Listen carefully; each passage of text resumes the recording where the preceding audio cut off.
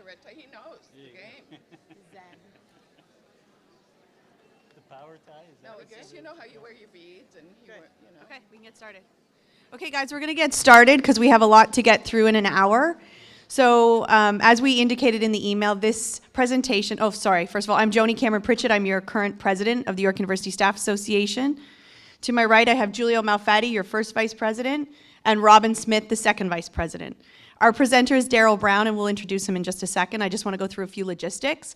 So this presentation is being webcast to accommodate all of our members across this campus, but even beyond, the Glendon campus, our Osgood OPD off-campus, as well as the Nadel Schulich School Center, and our satellite campuses for the Faculty of Ed, and anyone who's off on leave. So we do have cameras set up. They're facing inward. We have microphones, so if you have questions, please go to the microphone. And I think that's it for the webcast. Okay, and this meeting is going to last about an hour, and then we kind of have to regroup and start over for the second group. Okay, without any further delay, I would like to introduce Darrell Brown. He's been working with us from the beginning on this project. He's working with all of the union groups. We've been in negotiations with the employer for a couple of years on this project, and Darrell's going to walk us through this presentation. And if you have any questions, please use the mic. Darrell? And I should say, it's not only me that's been around for a couple of years. Giulio and Joni have been active participants on the York University Pension Group team, and before that was formed, of course, individually in discussing what the issues are with the pension plan. And of course, it was my pleasure to be here earlier before we had an agreement to talk about what was being discussed on the table, and some of you may have attended those meetings, and I hope that they were helpful in understanding where we were at the time, and now I can tell you where we are now. So let's move forward. Just to give you an idea of what I intend to cover today, just talking a little bit about where the funded status of the York University Pension Plan stands now as of the actuarial valuation report prepared at the end of December 2012. Talk about the solvency relief process. That's a government-mandated process, and it's really why we commenced negotiations at the time we commenced negotiations, because there was strong interest on the part of the university for sure, and interest for plan members, and I'll get into why it would be an interest for plan members to have the plan qualify for solvency relief, and that was really the genesis of why we moved forward with negotiations. Revisit what the YUPG is and why it is what it is, and the principles that were developed under the York University Pension Group that framed the discussion with the university that led to the agreement. I'll talk a little bit about we're not going to go through the whole iteration of what was put on the table at the beginning and how it evolved to the agreement, but there was a university proposal in response to the YUPG proposal at the end of May, and I thought it would be useful to look at what the university came to us with and then what we came out with, because I think it presents a very interesting contrast and a reason to be very positive about the agreement that was eventually concluded in June. So we'll talk finally about the terms of the Memorandum of Agreement. I will address some questions that have come up in other union meetings, and then open the floor to additional questions that you may have, although we may find that we've actually dealt with the questions that you've already come to mind with based on what I present to you. So let's take a look at the funded status of the plan. As some of you may know, if you look back in the history of the plan, for a long time there were surpluses in this plan, and there were contribution holidays that were taken from basically from 1985 through to early 2000 that amounted to somewhere in the range of $79 million. I think it's interesting to note that once the plan got into deficit, the university was obligated not only to make the contributions that are required under the plan that are similar to your own contributions, but then they had to top up with what are called special payments. And if you do the math, they've actually put in pretty much what they took out in contribution holidays, aside from the regular contributions. So I know there's a perception out there that money was taken away, but because of the way the pension regulations work, the university was forced to put money back in. Nevertheless, where we are today is not in a fully funded position. We see that pension assets are about 87.3% of the value of the benefits that are owed to plan members. And there's two ways of looking at valuing a pension plan, and one is of more interest to the members, I would suggest, and one is of more interest to the government and the university in terms of impact. There's two valuations that are required under the regulations to be prepared. One's called a going concern valuation. That valuation assumes that this plan is never going to be wound up. It's going to go on forever. There's going to be retirees, there's going to be new members, and there's going to be ongoing contributions. When you prepare that valuation, you can make assumptions, the economic assumptions, the interest rate and the like, and demographic assumptions that extend over a long period of time. So they can be, you can ignore the blips in the market that might occur, for example, in 2001 when the dot-com bubble burst, and in 2007, 2008 when there was the financial collapse.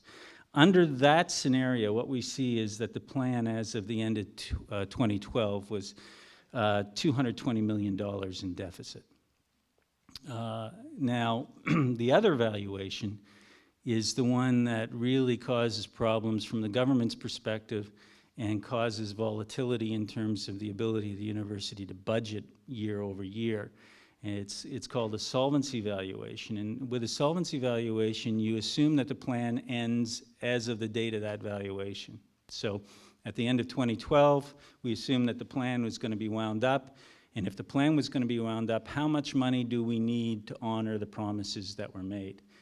The problem with a solvency valuation is that you make the assumptions based on what the current market dictates. So if you're in the midst of a recession, or if you have very low interest rates, there can be a very serious impact on how you value the assets that the plan holds. The lower the interest, the higher the cost. And what happened in 2007, 2008, the interest rates bottomed out. We usually use long-term bond rates to assess the projections for the solvency valuation.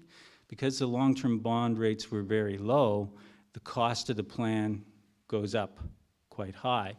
And what you see is a $350 million deficit at the end of 2012. So, as I say, going concern valuations, they use long-term economic assumptions. You can have a relatively smoother projection over time with more predictability. But with solvency valuations, you can be hit very seriously given what might be the case when you're doing the valuation. And many pension plans were put in a position where they would have to make additional payments to resolve these deficits. Now, just to talk about what a going concern deficit means to you. It means you've earned benefits, but they haven't been fully paid for.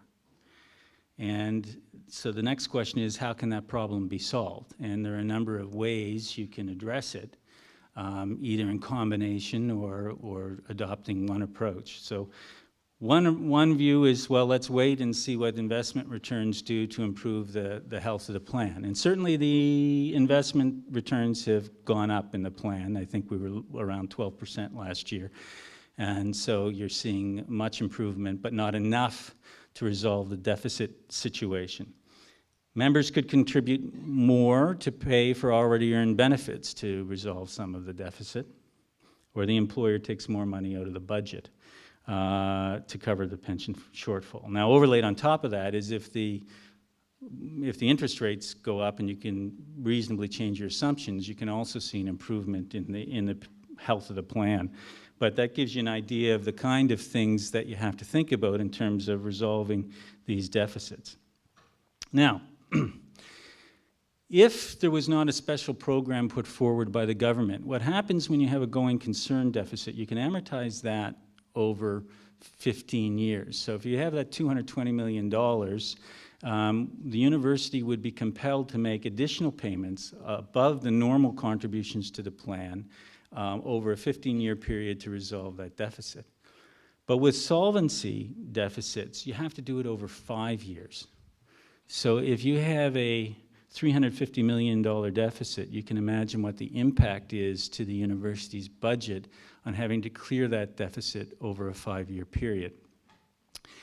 Many pension plans were underfunded after the financial crisis because of the poor returns combined with the low interest rates. In fact, the vast majority of plans were seriously or moderately underfunded. So the government came up with a special program to grant relief so you wouldn't have to make those solvency payments right away and over the 5-year period.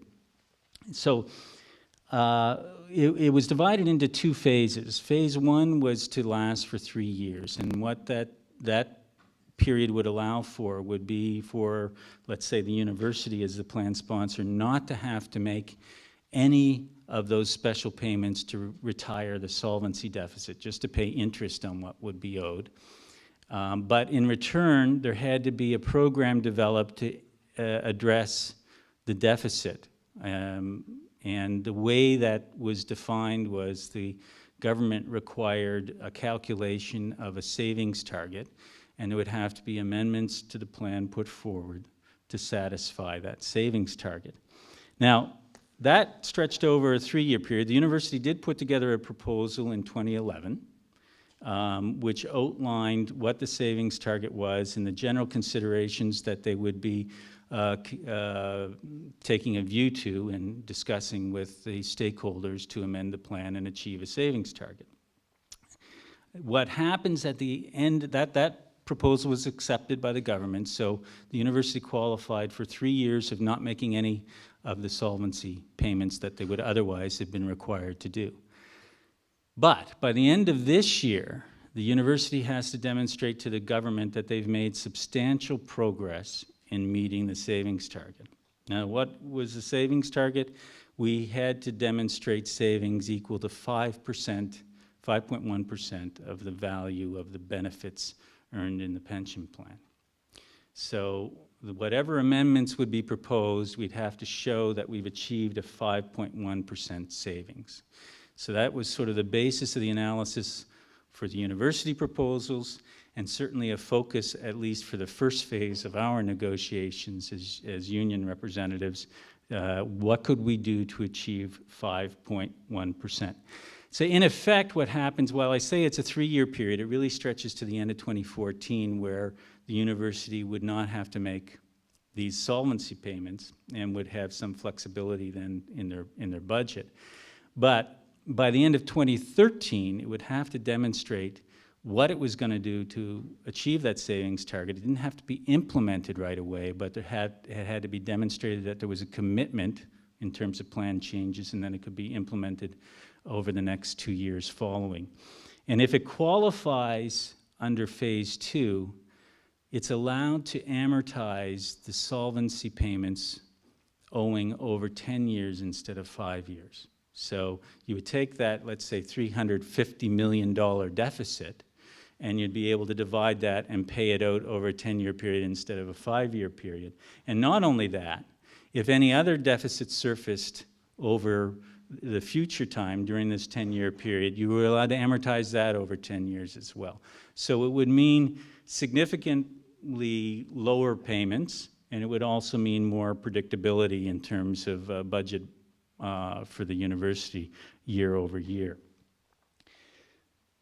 So how was YUSA and how were the other unions at the university going to deal with the development of a proposal and the negotiations with the university? As you already know, but I'll just go over a little bit of history. The 7 unions in the university came together, including YUSA, and I've listed on the screen all of the unions participating in what's called the York University Pension Group. Now, the rationale for this is clear, that there's strength in numbers. The union representation translates into roughly 80% of the total membership in the pension plan. So by speaking with one voice, it would be to all of our benefit in terms of negotiating with the university. There's also the added power of, by joining with the York University Faculty Association, in their collective agreement, they have a veto over plan amendments. So if all of the unions came together and worked with YUFA and all of the unions agreed to a certain course of action, we had leverage in that we could actually veto a university proposal if we didn't like it, okay?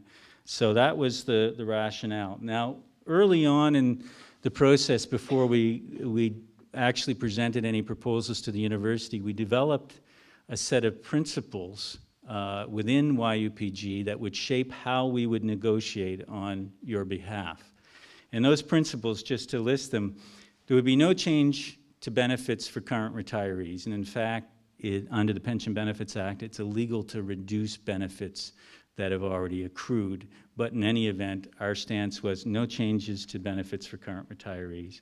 We wanted to maintain the basic design of the plan. What you have is a hybrid pension plan, and that means that you've got a defined contribution component or a money purchase component where what money sits in your account is yours. But you also have a defined benefit minimum guarantee, and that means that even if that money purchase amount is not enough to buy that minimum benefit, you still get the minimum benefit.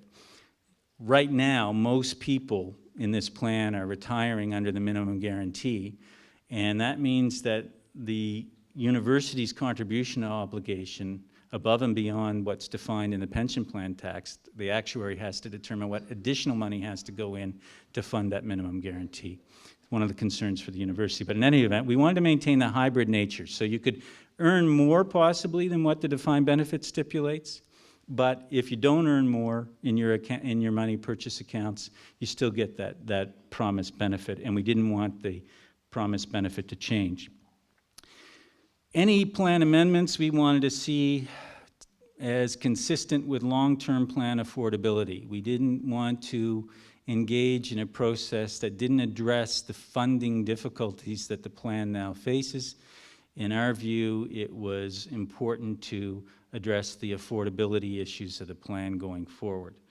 No reduction in accrued benefits for those who are actively participating in the plan. We wanted to maintain the current benefit structure, even if it meant that increased contributions would be required. And also, we wanted to have a clause that would provide for a review of the plan amendments once the funding issues were resolved. In other words, if the plan came back to a surplus position, we should look at what was agreed to and see whether we should go back to what was there before. Now, this is an interesting point because ultimately, and as I get to the point of explaining what we actually agreed to, we don't have what I would call a sunset clause, and there's good reason for it, because the changes that were ultimately agreed upon are so much, in my opinion, to your benefit over the long term that we didn't want to have a provision that would automatically take those changes back, and we'll explain that a little bit as we go forward. So, by the time we got to May of 2013, we had presented a proposal to the university, and the university came back with a counter-proposal. And their counter-proposal was, we're going to deal with the funding issues related to solvency relief first, and any other structural changes we'll address maybe later. But we're going to look at a contribution increase effective January 1 of 2014, moving to 6.75% of your earnings up to the year's maximum pensionable earnings. That's a mouthful.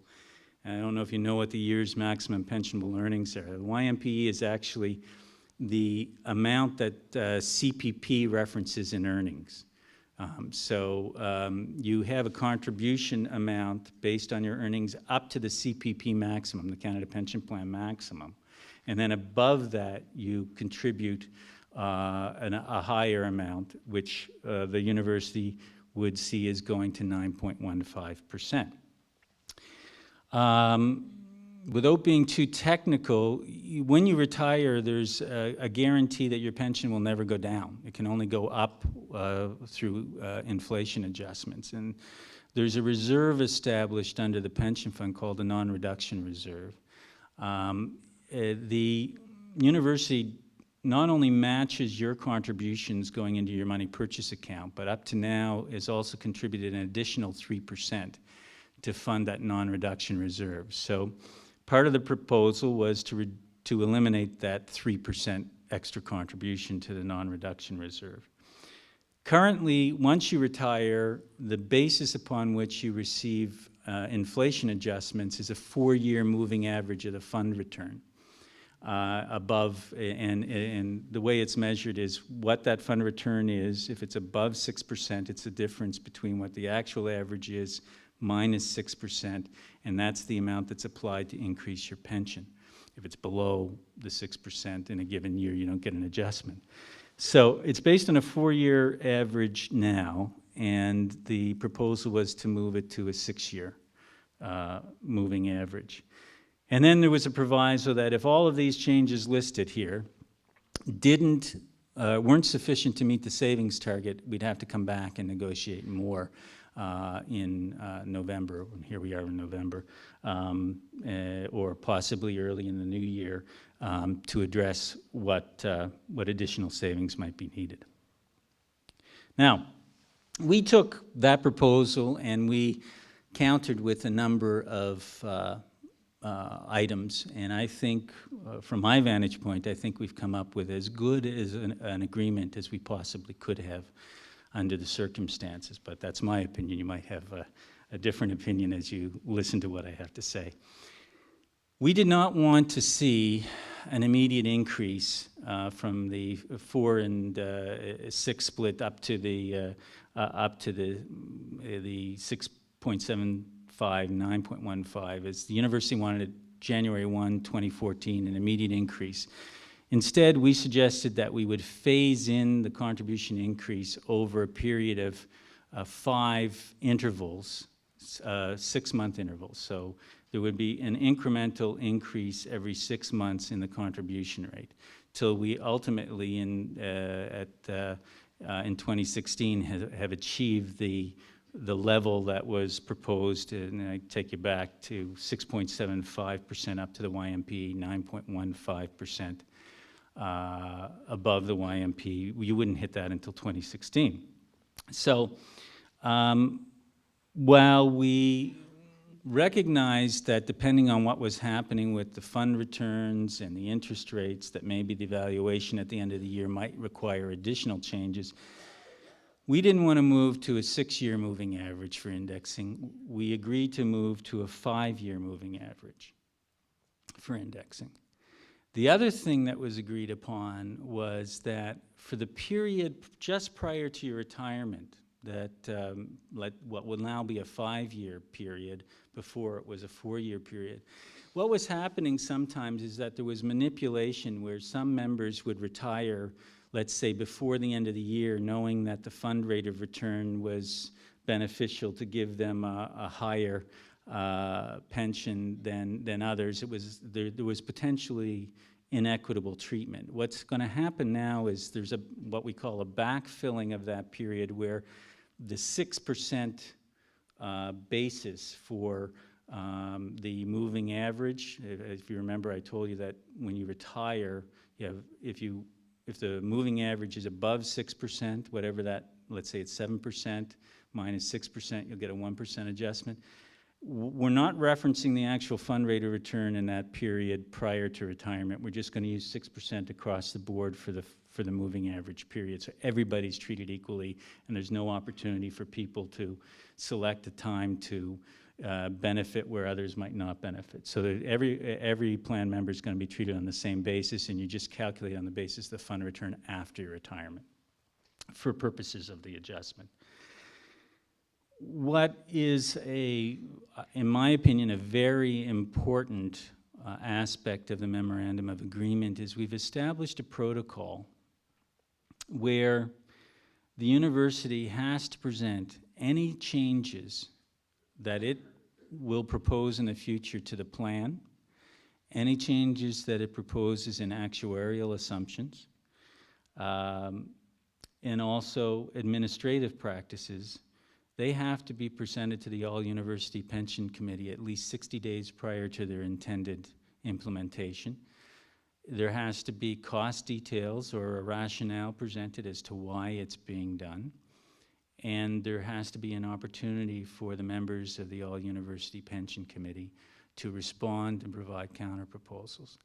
What's happened in the past is there hasn't been a formal mechanism. While the AUPC has been in existence since 1983, there was really no requirement for there to be a systemized process where the university presented why something was being proposed to change in the plan. And I think what's most important, it's not necessarily the plan amendments themselves, but it's how the plan is administered, because we've seen in the past where mistakes have been made or where we're unaware of the administrative policy underlying the plan terms, and it can actually affect your level of benefits and how they're calculated. So now we've got a mechanism where the university has to be transparent, not only in how they change the plan, but in how they administer the plan, and also a very key ingredient in terms of costing and determining the funding status of the plan. What are the actuarial assumptions, and if they're going to be changed, why are they being changed? And we have an opportunity to address that in advance. So that's a very significant addition that the university wasn't particularly amenable to, but we insisted upon during the negotiations. I think many of you are aware that the university took contribution holidays for a long period of time. Those contribution holidays, as I mentioned, they've been pretty well made up in terms of special payments during this deficit period from 2002 onward. But nevertheless, if you look at how that was broken out, it was roughly $79 million that was taken out of the plan, and that's not factoring in investment returns year over year. So out of that 79 million, roughly about 49 million were contribution holidays where the university used surplus to contribute to your money purchase account, their money purchase obligation, contribution obligation. What we've negotiated into this is that they can no longer do that. So they are no longer permitted to take a contribution holiday in terms of the obligation to contribute to your money purchase account.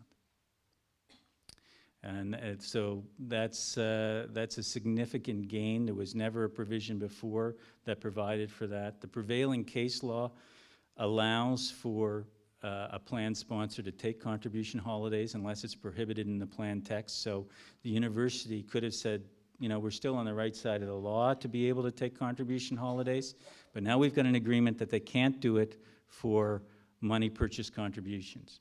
And that means that every year they will have to take money out of their budget to contribute on your behalf to your money purchase account. There's also a commitment to discuss what I would call non-cost changes to the pension plan, because there are a number of issues from an administrative standpoint that we would like to address with the university, and we're about to start engaging in the discussion within the YUPG. In fact, there's a meeting on November 5th to talk about where we want to focus in terms of other plan changes that don't relate to solvency relief, and we're going to engage in that discussion with the university shortly. But I do want you to understand that what we've achieved is that while you will be contributing more in terms of that 6.75, 9.15% contribution split, the university's agreed to match that increase. And that means that every year you're going to be getting more money contributed to your money purchase account that you own. This is why I consider this to be a good agreement. While it does address, it shifts the cost basis and addresses some of the volatility that both the government and the university is concerned. At the end of the day, the increased contributions are your money. And so that's what I view as a significant positive to what this agreement entails. Now let me it's complex, but let me try and show the effect of this agreement. This is a table that gives you some information as to how the contributions work without the higher contribution or with the higher contribution.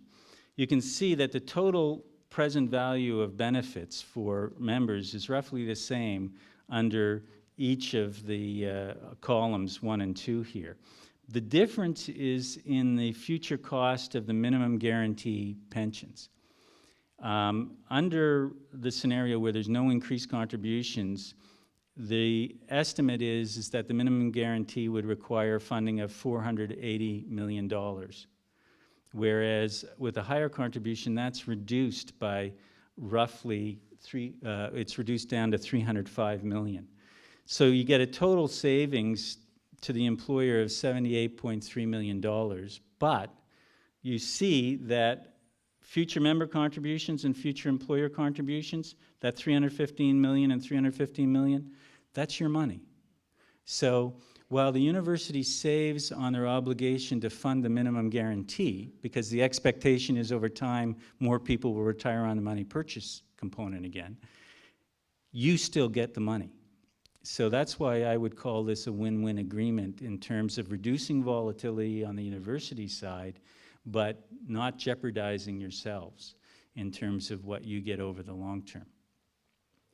Now, that $78.3 million is almost exactly meeting the 5.1% savings target. So it would be difficult for the Ministry of Finance to take a look at this memorandum of agreement and not conclude that we've made substantial progress in meeting the savings target and would qualify for Phase 2 solvency relief. Now, I realize this is a bit of a heavy topic, and there's lots of terms being thrown around, and you feel free to ask me about this. But, you know, there's certain political realities that one has to face. It's not just the solvency issue and the payments and the impact on the university budget. There's lots of talk swirling about what else might happen politically if there's not steps taken to address the funding deficits in the broader public sector. One thing that's been bantered about is joining a jointly sponsored pension plan, but if you look at the contribution rates in the jointly sponsored pension plans, they're much higher than what you pay under your pension plan. The government established as an objective in terms of reforms that risk sharing should be 50-50. You should understand that the university is still going to out-contribute you every year in this pension plan because they still fund the minimum guarantee. So you get the one-to-one match on your money purchase component, but the university still contributes that extra, as we projected, 300 and some odd million in future benefits, in addition to their contribution to your money purchase account. So they are contributing much more than plan members contribute every year.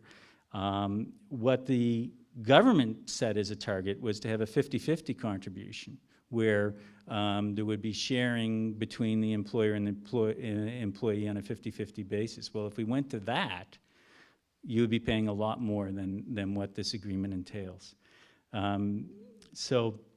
I can tell you, though, that the Council of Universities is putting together a proposal for a university-wide jointly sponsored pension plan.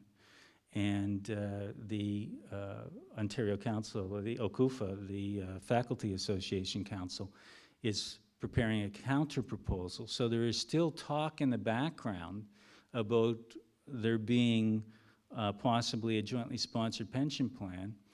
If that were to happen, I want you to understand that what jointly sponsored pension plans provide for is when the funding isn't good enough to meet the benefits, you can reduce the benefits. You can't reduce the benefits under this plan.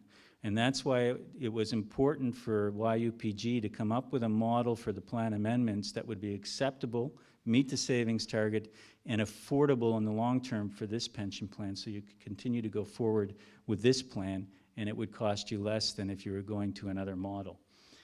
Nevertheless, we do have Mr. Hudak, and we do have a minority government, and if you've been tapped into the news at any point in time, he's on record as saying that we should only have defined contribution plans in this province. And if you were to move to a defined contribution plan, that would mean whatever your money purchase account gives you is what you get. That's the kind of model that Mr. Hudak supports. So, yeah, essentially an RRSP. How are we doing for time? Got about 18 minutes left? Okay. So there's been a number of questions asked in other sessions from other union groups, and I'm going to go through a few of those. But just to summarize, obviously one of the questions you want to know is how much will I have to pay each month? And how will the increased contributions affect my pension income? One question that was asked in another session was, why should we increase contribution rates at all? Why now? The long-term bond rates are going up. That means the deficits are going down. Why don't we just wait and see what happens? And another question is, do we still have to make higher contributions if the plan returns to a surplus? This goes back to that sunset clause that I was talking about earlier. And how does this compare with other university plans? Now, I don't expect that you're going to be able to read this, but this is the salary bands for all of the YUSA groups under the collective agreement, under I think the August 2013 salary rates. And what I've done is I projected out the contributions that you'd have to make on an annual basis based on the changes. And you can see, at least in the headings here, that you can see there's going to be a March 2014, September 2014, a March 2015, September 2015, and a March 2016 adjustment. We wanted to stage the increase, as I said, so that it could also sort of accompany future salary increases for yourselves, and you can see the overall cost impact depending on the salary level that you're at. So we've got the answers, but I'm certainly not going to go through the numbers one by one here. It's going to be on the website, and you'll be able to check it. The entire presentation. There we go. That's okay. Okay, so effect on pension income. And I have to say there's going to be an uneven effect, because if you are close to retirement, it's highly possible that your increased contributions are not going to make a difference to you in terms of your retirement benefits. Why is that? Well, the reason is that most people are retiring on the minimum guarantee right now. And that's because your money purchase account is of a value that's lower than the value of the guaranteed benefit level. So it is possible that you increase your contributions and you don't necessarily benefit from that increase if you're close to retirement. If anybody is working past 65, I don't know if anybody works past 65 in this group, but if you are, one option is you can elect under the pension plan to cease contributions. And you can then divert your contributions to voluntary contributions so that you're not paying in to fund a benefit that's not going to increase under the base plan. So that's one option that you could exercise. But for members who are going to be around for a little while in the pension plan, the increased contribution rates are going to benefit, because the likelihood is that you will end up retiring on a money purchase pension that's worth more than the defined benefit minimum. So there is a differential effect. One cannot really differentiate amongst the members in terms of the contribution rate.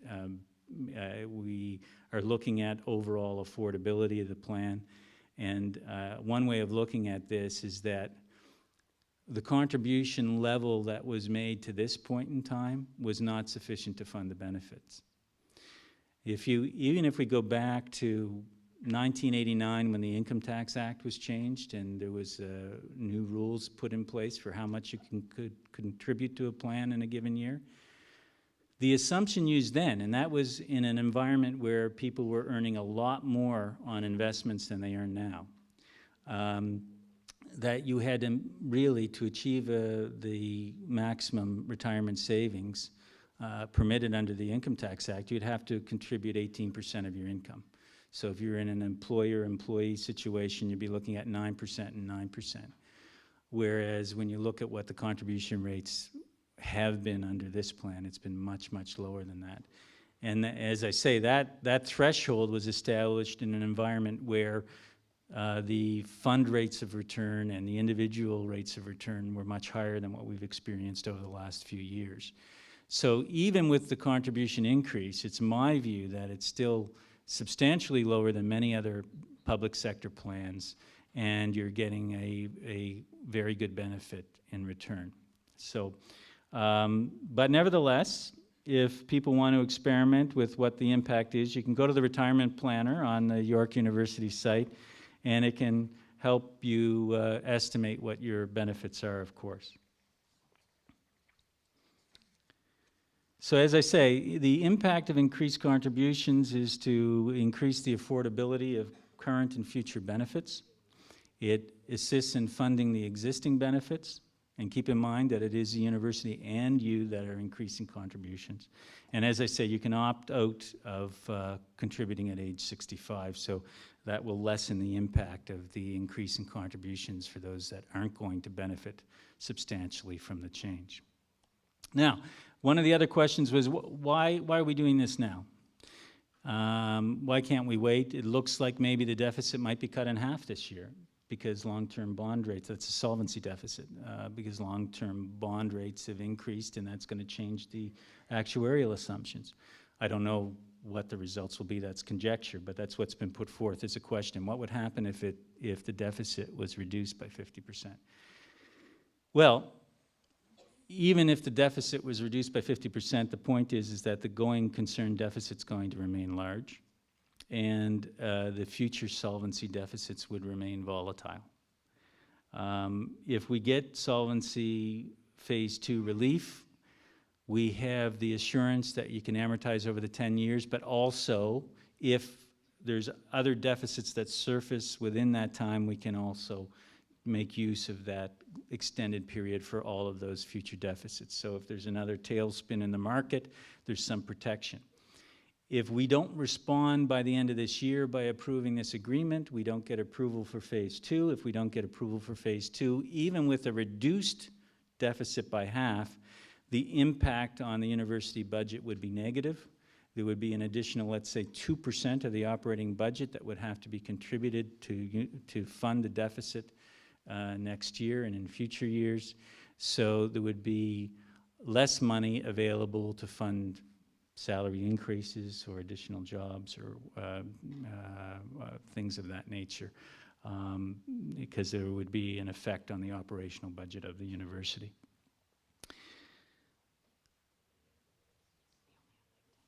Okay, I want to allow you for some questions, so I'll quickly go through the end. I've already talked about cutting the impact in half. Why no sunset clause? The reason is, in our view, we felt that if the university is obligated to increase their contributions to your money purchase account, do we really want to have that cut back when surplus is reached again in the plan? And I would suggest that you wouldn't want that. If they're obligated to contribute more money to your account, you would want that to continue on an ongoing basis. So we stepped away from that one YUPG principle we had at the beginning to conclude that we're better off not having a sunset clause that would automatically reverse these changes. We can nevertheless review what the plan looks like at the time surplus is achieved and talk about what kind of amendments should occur at that time, but we didn't want something to automatically take back that contribution increase. And again, I emphasize that the university is prohibited from taking contribution holidays for money purchase contributions.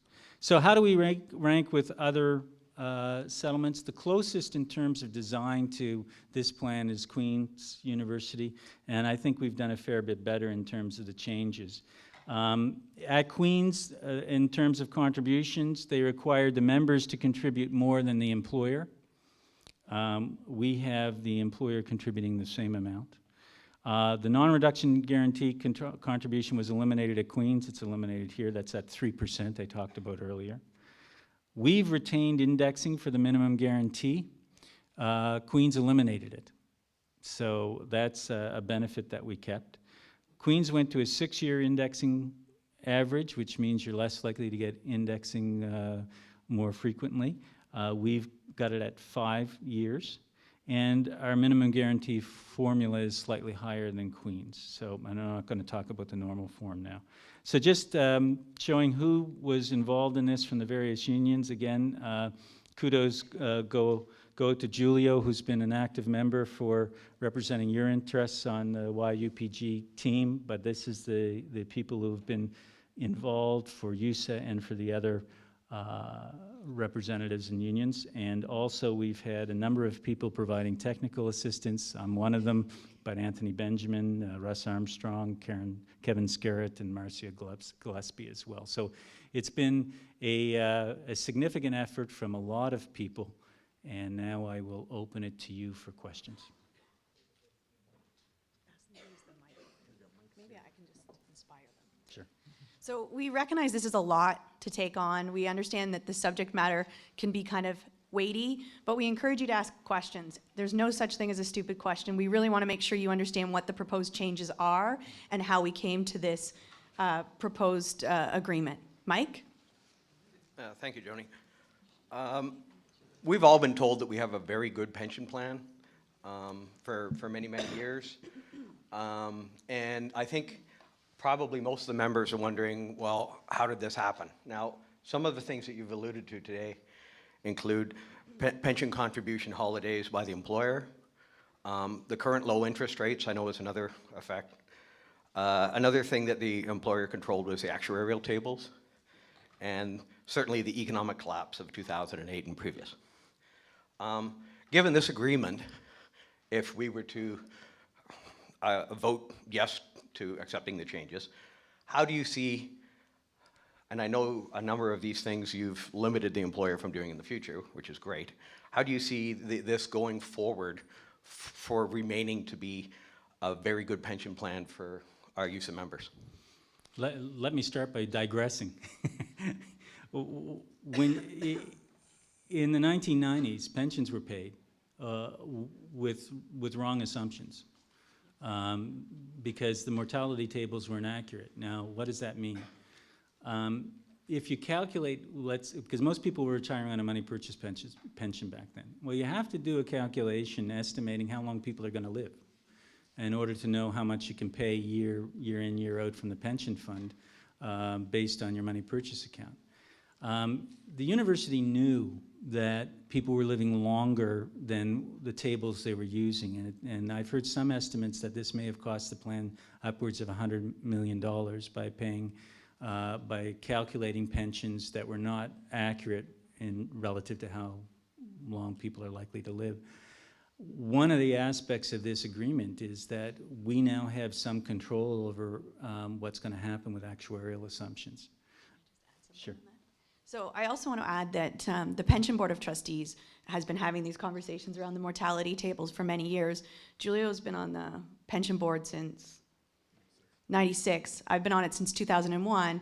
And since Julio's been on it, certainly since I've been on it, we have been raising the issues of mortality tables on behalf of YUSA with the employer, but we didn't have the ability to affect change. But it was an issue that we raised from the beginning on your behalf. So we did flag it. We just didn't, under that system, have any control over the administrative or the governance of the plan. Is that fair? Yeah. Now, in terms of how we should look at this in terms of whether it's a good plan or not, in a sense, you've got the best of both worlds in this plan. Most people don't have a hybrid plan, and in fact, these plans were grandfathered when the tax changes came in. You don't see hybrid plans being created now. So you've got the opportunity to earn money in your money purchase account, which may exceed the defined benefit that's promised to you. Most people either have a defined benefit or they have a money purchase, but they don't have both. So I think that is a real benefit in terms of design that is rare in the Canadian marketplace. So that's a strength in this plan. You've got a decent formula in terms of a 1.9%. You'll see some of the public sector plans are up to 2%, but when you counterbalance that with the opportunity to earn money in a money purchase account, my view is you've got a very strong plan. The issue of the contribution rates, if anybody asked me looking at your plan, whether the contribution rates were were adequate to fund the kind of benefits that were being promised, I would tell them no way. So I think, frankly, you've been underpaying for a number of years in terms of what the contribution rates were. So, and I know there's this perception that the university took money out, but when then you go back and you say, okay, we've been in deficit since 2002, basically, and in each year that the university's been obligated to pay more money, and much more money than you've been contributing as employees, something had to give in terms of adjusting to make it more predictable from the university side. And also, if we were just to focus on the money purchase side of this contribution rate is closer to what you need to have to earn a good retirement income. So I think it's a good, strong plan that's been made stronger by these changes.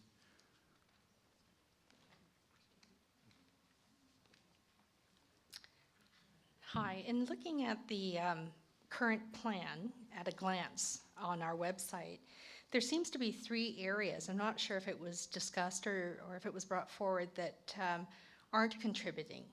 Those under the age of 25 have to wait 2 years prior to be able to contribute, and that's a resource that may or may not have been discussed, and I'd like to hear from you. Part-time employees and those that were on leave and were unable to contribute, and you're not allowed to buy that back. So are those options also going to change as an additional resource to the plan?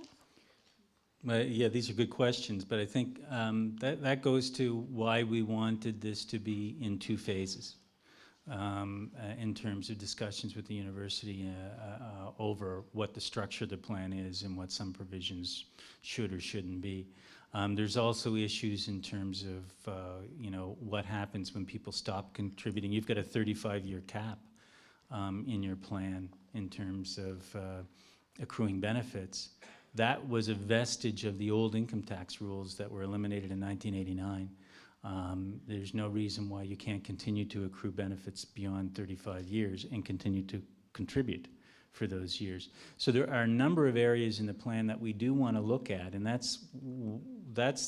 these areas are what we'll discuss now as part of structural changes that aren't related to the cost savings target and solvency relief. Because frankly, those areas wouldn't make a significant impact on what we were trying to address as a savings target, but nevertheless are very important issues in terms of accruing your benefits over time. So yes, we're very much aware of it. In fact, I have, for other associations, have done some work on the part-time issue because there were many part-time employees that were eligible to participate, but to my knowledge weren't adequately advised of their ability to participate in the plan year over year. And there's issues as to how we address that now. And the second part of that was the spousal option. If you can speak a little bit about that. Talking about the normal form? Yes. Yeah, this is an issue that is a cost issue. There is differential treatment between single and married, and it's something that arguably should be addressed at some point. Again, it was something that wasn't going to, we felt, make a significant dent, and was something that could be quite controversial depending on one's perspective. So we wanted to address changes that could deal with the savings target in as straightforward a way as possible. I think that goes to the phase 2 side as well, where we discuss, should we have one normal form that's of equivalent cost for everybody? They were discussed. Yeah. And debated heavily. Yes. Because I think that's one of the things that came out of this process that was absolutely positive, is you can see from the YUPG group of representatives, to get all the unions together, to collaborate, work together, work with our experts such as Darrell, and come to consensus, took a lot of time. And all of the issues that you raised were things that we had lots of colorful debates about, and will continue to into the future, because as Darrell mentioned, there's still lots more to do on this subject. One of the groups not mentioned is the CPM group. Can I speak to that? And Do you want to? do they reap all the benefits that we're working so hard to get as well? I can tell you that I made an issue of that at a number of meetings. We offered to involve them through the process. The All Unions group, the YUPG, was mindful of their, I think, 700 plus members, and they weren't actively participating in this, but at the beginning we contemplated it and we were open to it. So we were mindful of that group for sure. I think politically there's lots of reasons why they didn't participate, and that's really all I can say about it. But I went on the record with that in front of the employer. I'll tell you that. I invited them, offered them to participate in front of the employer. And if I could also comment, I think there was also for some union groups, it was felt that the YUPG should be union only. And so they were informed as to what was happening at different stages. And in fact, at some points were at meetings outside of the meetings, but not invited into the direct negotiations from the union perspective because of the obvious potential conflicts that might entail. But they were at the table. They were at the table, yeah. Thank you.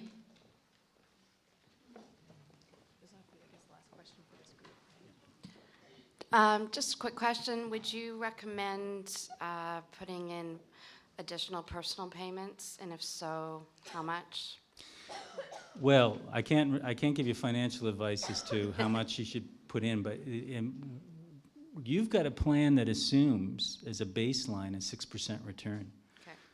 Where can you find in the outside marketplace an assumption like that? So until it's changed, the voluntary contributions are treated the same as your mandatory contributions, and if that practice continues, it does make sense to me to make voluntary contributions to this plan, but I place that with a caveat that I'm not a financial advisor. Okay. Fair enough. Thank you. Okay, so, you have one more question, Mike? Yeah. if I Okay, could. because we have to wrap this meeting up so we can start the next one too. Thanks for taking my additional question. I was just wondering, so YUSA members are going to vote on this, and I think we're going to do an online voting, and that'd be great. But, if YUSA votes yes versus no versus the other groups vote yes or no, right? How is this vote going to work out? Do people know yet? Is it going to be a 50+1? Is it going to be group dependent? How's it going to work? Yeah, this is, and Joni may want to speak to this too.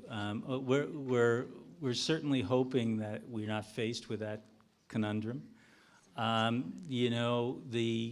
Unlike the private sector solvency relief that requires plan member approval, you don't have a direct line into approval for solvency purposes. In other words, under the regulation and the policies established by the Ministry of Finance, the university could unilaterally implement change. Now, having said that, we've got a veto through UFA, and we've got an agreement that we're only going to operate with agreement of all of the union groups. So I don't think that university could realistically act unilaterally. If we assume that we're going to act in solidarity, I think we would have to deal with this as a group through YUPG. That's the intent. Yeah.